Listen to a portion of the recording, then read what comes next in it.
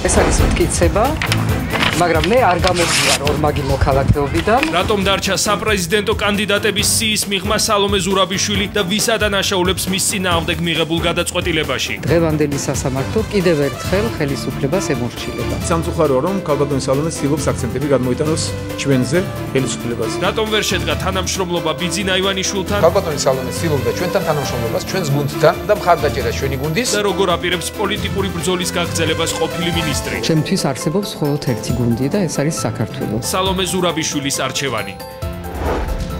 საპრეზიდენტო არჩევნებამდე დარჩენილი 40 დღე და კანდიდატების აქტიური კამპანია.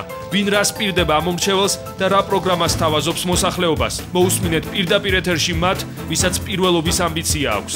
პირველი არჩევანი და პირველი სტუმრები. პრეზიდენტობის რეალური სურვილი თუ არჩევნების წინ მიღებული სკანდალური გადაწყვეტილების გამართლების მცდელობა. ცესკოს ყოფილი თავმჯდომარე და პრეზიდენტობის კანდიდატი ზურაბ ხარატიშვილი და მოძრაობა სამართლიანი საქართველოსთვის ლიდერი სერგო ჯავახიძე. საპრეზიდენტო კანდიდატები მხარდამჭერებთან და ოჯახის წევრებთან ერთად სტუმრად არჩევანის სტუდიაში.